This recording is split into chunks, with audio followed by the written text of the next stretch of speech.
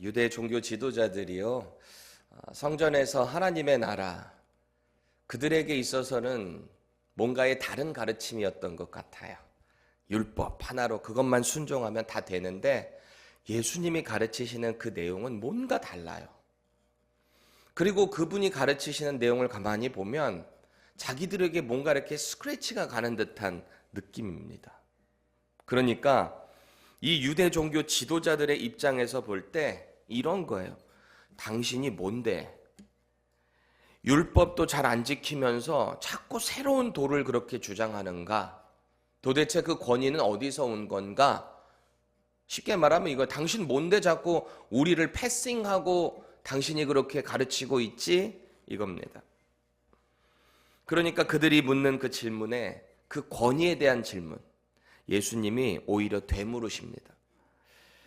그럼 너희들은 그렇게 인정하는 저 침례 요한이 있는데 지금 이 시대가 마치 메시아처럼 오해하고 있는 침례 요한이 있는데 그럼 내가 질문할게. 그 침례 요한이 주는 그 침례의 권위는 어디서부터 온 거냐? 하늘에서부터 온 거냐? 아니면 사람들의 어떤 법으로 만들어낸 거냐? 의식인 거냐? 그러십니다. 그러니까 이 사람들이 생각을 해보니까 그 침례 요한의 침례의 그 권위가 하늘로부터 났다라고 하면 이 사람들은 침례 요한 안 따르거든요. 자기들 종교 지도자들이기 때문에 안 따라요. 교만하거든요. 마음에 걸려요. 반대로 사람으로부터 났다. 사람의 인위적인 어떤 의식으로 이 침례가 온 거다라고 만약에 말을 하면 요한을 따르던 수많은 사람들에게 돌맞아 죽을 일이거든요. 이러지도 못하고 저러지도 못하고 곤경에 처한 거죠. 이 사람들은요, 하나님을 두려워하는 게 아닙니다. 철저히 사람들의 시선과 눈치를 보기 바쁜 사람들, 위선자인 거죠. 내가 믿는 이 믿음, 내가 종교 지도자가 돼서 따르는 이런 어떤 권세, 권위 이런 것들이 어디서부터 온 건지 모르고 신앙생활하는 거예요. 이 종교 지도자들이. 그러다 보니까 자꾸 사람들을 보는 겁니다. 하나님을 믿고 하나님을 따르는 게 아니다 보니까 사람들을 눈치 보게 된다. 그렇게 되면 어떻게 되는지 아세요? 우리의 신앙생활이 하나님을 보지 못하고 사람들 눈치 보면 어떻게 될까요? 신앙생활의 본질에 집중하지를 못하게 됩니다. 자꾸 자신을 말씀에 비춰보고 말씀에 쳐서 복종시켜야 되는데 사람들이 이렇게 하니까 내가 이렇게 하면 저 사람이 나를 어떻게 볼까? 우리 예수님은요, 이 사람의 악한 그 위선을 이미 다 아시는 하나님이시죠. 우리의 마음을 읽는 분이시죠. 그렇다 보니까 지금 이 종교 지도자들의 외식, 그들의 모습을 보면서 콕 집어가지고 이러지도 못하고 저러지도 못하게 질문을 하신 겁니다. 그렇게 상황을 모면하셨어요. 이건 예수님이 지금 종교 지도자들이 두려워서가 아니라 아직 십자가의 때가 이르지 않았기 때문에 쓸데없는 논쟁 같은 거, 위협 같은 것은 피하신 거죠. 자, 그리고 오늘 본문의 이야기가 연결되고 있어요. 예수님이 그곳에 모인 사람들에게 한 가지 비유의 이야기를 들려주고 계십니다. 여러분, 비유가 뭐예요? 뭔가 하고자 하는 말을 더 부각시키기 위해서 다른 이야기를 가지고 온 거죠. 그래서 지금 저 유대 종교 지도자들, 저들과 하나님의 나라가 어떻게 연결되어 있는가, 그것을 말씀하고 계시고요. 궁극적으로는 하나님의 나라의 원리가 뭔가, 이걸 오늘 본문을 통해서 말씀하고 계십니다. 여러분, 원리라고 하는 말의 사전적인 뜻을 보니까요, 행위의 근본이 되는 규범, 이게 원리입니다. 우리가 어떤 행동하는 것의 규범이 되는 거죠. 그래서 영어로는 이것을 principle이라고 합니다. principle. 학교의 교장 선생님도 principle이라고 하잖아요. 왜일까요? 이 원리를 수호하는 장이기 때문에 principle이 되는 거죠. 하나님 나라에 합당한 자들은 어떤 사람들인가? 하나님의 나라에 합당한 자들. 그 사람들은 하나님 나라 원리에 따라 사는 사람들이에요. 그게 하나님 나라 사람들이에요. 그렇지 않을 경우에는 그에 따르는 심판이 있다라는 거거든요. 오늘 말씀 우리가 이렇게 묵상을 하게 될 때 예수님이 주시는 이 하나님의 나라의 원리를 우리의 삶에 잘 적용했으면 좋겠습니다. 그래서 그 하나님 나라의 원리를 말씀을 통해서 이렇게 순종하며 살겠다는 결단이 있기를 축복드립니다. 자, 오늘 본문의 시작을 다시 보세요. 어떤 특정 계층에게만 말씀하시는 게 아니에요. 9절 상반절 보실까요? 그가 또 이 비유로 백성에게 말씀하시기 시작하시니라. 그곳에 모인 백성들에게, 모든 계층에게 주님이 말씀을 하세요. 이 시점이 어딘지 제가 다 말씀드렸죠. 유대 종교 지도자들과 회당에서 논쟁이 벌어졌어요. 그리고 나서 남아 있었던 모든 백성들에게 말씀하시는 겁니다. 예수님의 제자를 포함한 그곳에 있는 모든 사람들에게 가르침을 주고 계세요. 그런데 오늘 이 가르침의 내용을 보니까 당시 이 팔레스타인 지역에 있었던 배경의 사람들, 그 사람들에게는 금방 이해될 수 있는 이야기입니다. 왜냐하면 당시에는요, 실제로 돈이 많은 사람들이 있고 가난한 사람들이 있잖아요. 팔레스타인 지역에 돈이 많은 사람들이 땅을 삽니다. 그래서 그곳에 세를 주고 농장하는 사람들에게 그 돈을 받는 경우가 많았어요. 지금도 그런 경우가 많죠. 어떤 건물 빌려주고 거기서 장사하는 사람들 세 받잖아요. 건물주가. 그런 컨셉입니다. 또 어떤 경우에는 로마 사람들이 그 지역의 땅을 사가지고 세를 주는 경우도 있었습니다. 여러분, 세를 준다는 게 무슨 말이죠? 세를 내준다. 빌려주는 거죠. 그러면 일정량의 수확량을 바쳐야 되는 거예요. 왜요? 이게 그 사람 땅이 아니니까. 주인이 그것을 빌려준 거니까요. 그러니까 당연히 벌어들인 수입의 일정량을 주인에게 줘야 하는 거예요. 이것은 당시 이 문화 가운데 반드시 따라야 될 원리였습니다. 원칙이었습니다. 법인 거예요. 그런데 오늘 이 비유에 등장하는 농부들이 있는데요. 이 사람들은 이 원리를 따르지 않았던 겁니다. 10절 보세요. 때가 이르매 그래요. 때가 이르매. 열심히 농사지은 포도의 수확량을 앞두고 있는 거죠. 이게 때가 찼으니까 농사에서 빌린 땅에다가. 여러분, 농부에게 있어서 가장 큰 기쁨이 뭘까요? 땀을 흘려서 일할 때가 제일 기쁠까요? 아니면 수확을 얻을 때가 기쁠까요? 당연히 수확이죠. 열심히 수고한 그 일의 결과를 받는 거니까 얼마나 기대가 되고 기쁘겠어요. 아마도 풍년의 기쁨이 농사 짓는 사람들에게는 가장 큰 기쁨일 겁니다. 수고했으니까 이제 수확만 누리면 돼요. 그 기쁨을 맛보면 돼요. 아마 그 수확을 보기 위해서 몸이 피곤한지도 모를걸요. 그런데 이때 불청객이 찾아온 거예요. 불청객. 이들에게는 불청객이죠. 자기들에게 포도원을 새로 준 주인의 종이 찾아와서 그 소장료 내라는 거예요. 원래 너희들 땅 아니니까 여기 빌려준 거니까 거기에 대한 수확의 소장료 내라라는 겁니다. 그 사람을 딱 보는데 우라가 치밀어 오르는 거예요. 이 사람들이 수고한 건 난데 돈을 왜 가져가? 갑자기 이런 마음이 든 거죠. 주인이 우리한테 해준 게 뭔데? 땅 빌려줬잖아요. 근데 그걸 잊어버려요. 그래서 첫 번째, 두 번째, 세 번째 그 종을 심히 때리고 돌려보냈다라고 합니다. 11절 보세요. 계속해서 그도 몹시 때리고 욕하고 거저 보내었거늘. 3번이나 보냈어요. 한국에 왜 그런 거 있잖아요. 3세판. 이게 원리잖아요. 한 번 안 되면 3세판으로 결정 본다. 아마 이 원리가 여기서부터 나오지 않았나. 3세판. 성경에 없는 이야기예요. 그냥 한 말이에요. 여러분, 믿을 수 없는 그 배신의 상황이거든요. 주인의 입장에서 볼 때는. 그래서 세 번째 종까지 보냈는데도 똑같아요. 12절 보세요. 이 종도 상하게 하고 내쫓은지라. 주인이 이제 고민을 하는 거죠. 도대체 이 세법의 원리도 모르는 저 사람들을 어떻게 할까? 주인이 고민을 합니다. 저 폐역한 농부들을 어떻게 하면은 소장료를 내고 자기 땅도 유지하고 관계도 유지할 수 있을까? 13절 보세요. 그래서 하는 말이 내 사랑하는 아들을 보내리니 그들이 혹 그는 존대하리라. 이렇게 생각을 한 겁니다. 자기 분신과도 같은 아들이잖아요. 주인의 아들이니까 당연히 주인처럼 받아들일 거라 생각을 했겠죠. 그래서 이 아들이 가서 그 패역한 농사꾼들을 타일렀겠죠. 도대체 왜들 그러세요?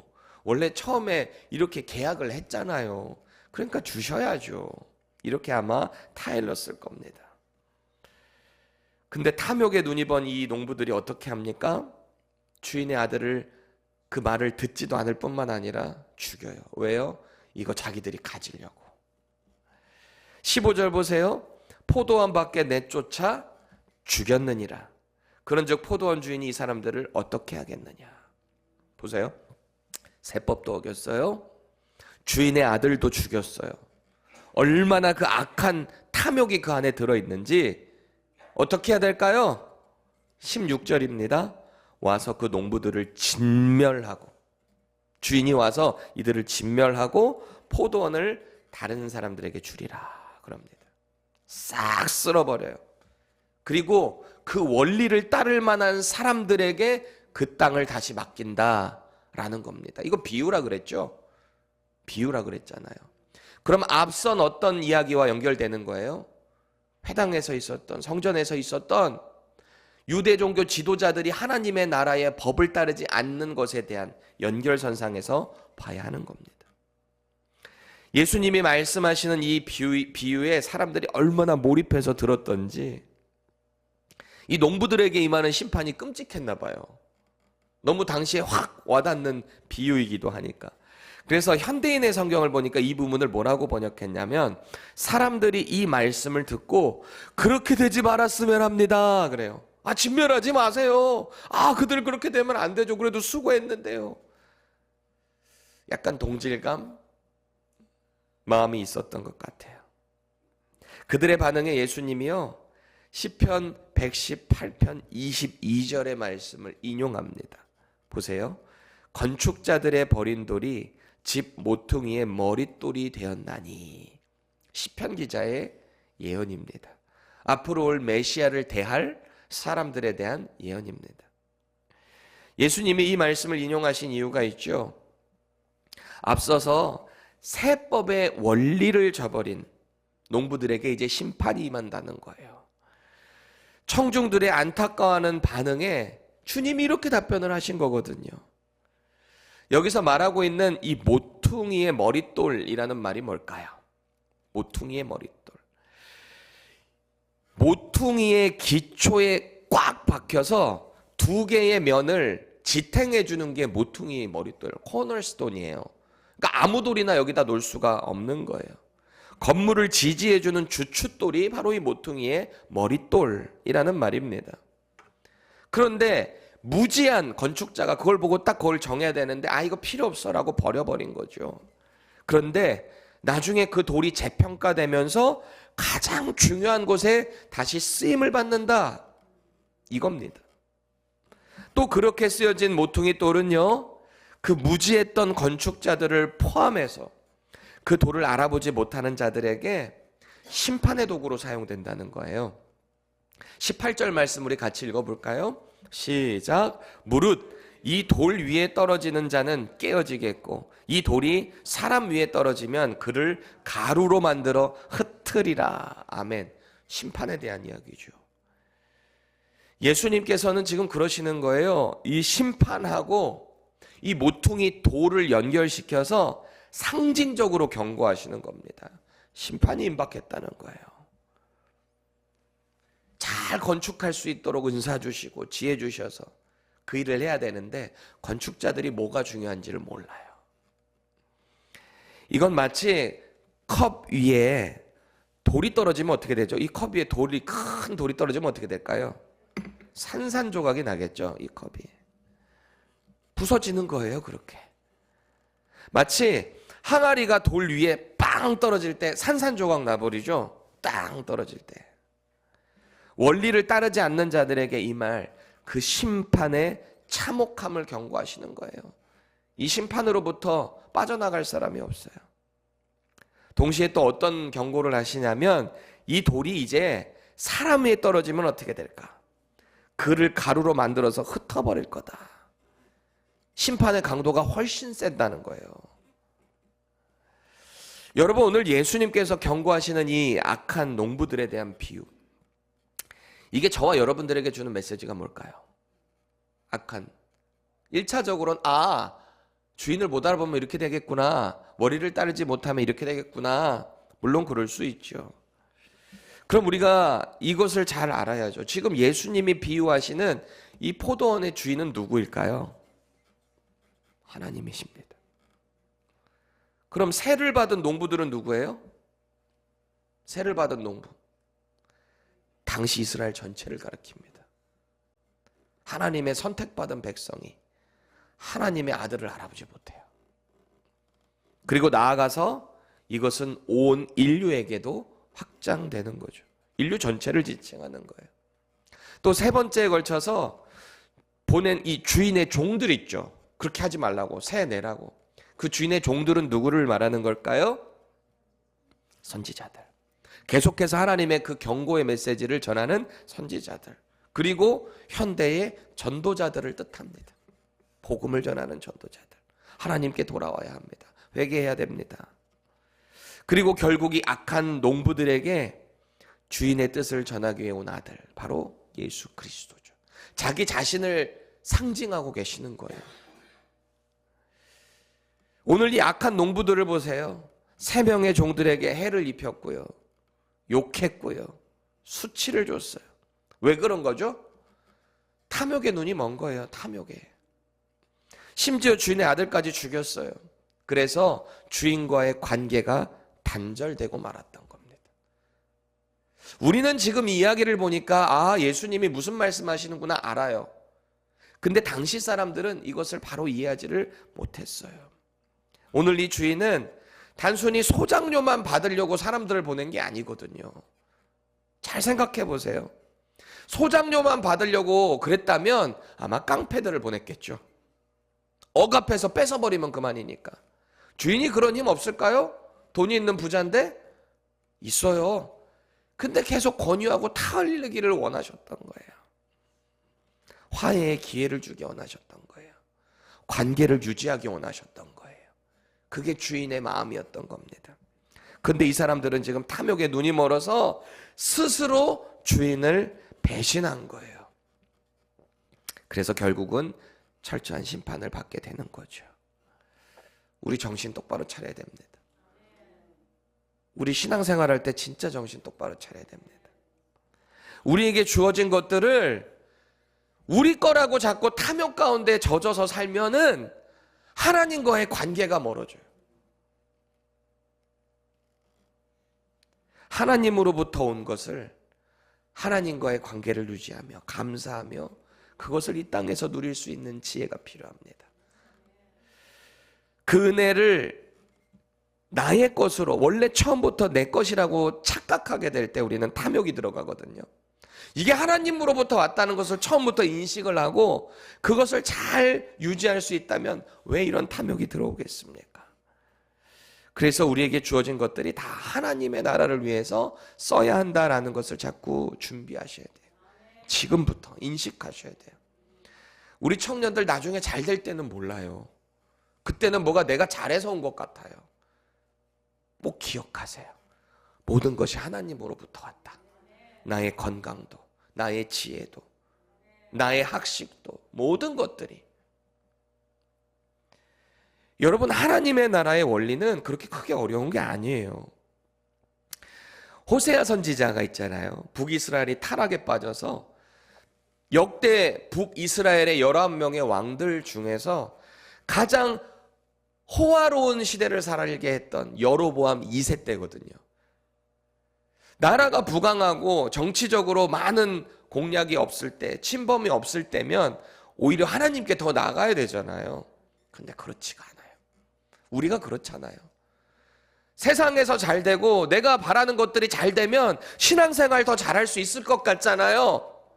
하나님, 저 지금은 아니에요. 지금은 너무 해야 될 일이 많아요. 지금은 바빠요. 지금은 제가 그럴 여유가 없어요. 나중에 좀 괜찮아지면 할게요.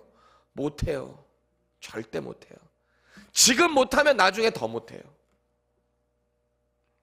그때 당시에 이스라엘 백성들에게 호세아가요 하나님의 마음을 전합니다. 호세아 2장 8절 읽겠습니다. 시작. 곡식과 새 포도주와 기름은 내가 그에게 준 것이요 그들이 바알을 위하여 쓴 은과 금도 내가 그에게 더하여 준 것이거늘 그가 알지 못하도다. 아멘. 아멘이십니까? 지금부터 준비하셔야 돼요. 하나님의 나라의 원리는 우리에게 주어진 모든 것들이 하늘로부터 왔다, 하나님이 주셨다 라고 하는 것을 인정하는 것으로부터 시작돼요. 그럴 때 우리는 주인으로부터 임할 심판을 면하게 되는 거예요. 여러분, 하나님의 나라가 뭡니까? 하나님의 통치가 있는 곳이 하나님의 나라예요. 그럼 하나님 나라의 백성은 누구입니까? 하나님의 통치, 그 원리대로 살아가는 사람들, 그게 하나님 나라의 백성이에요. 오늘 이 하나님의 나라의 원리를 다시 한번 기억하세요. 하나님이 우리에게 빌려주신 거예요.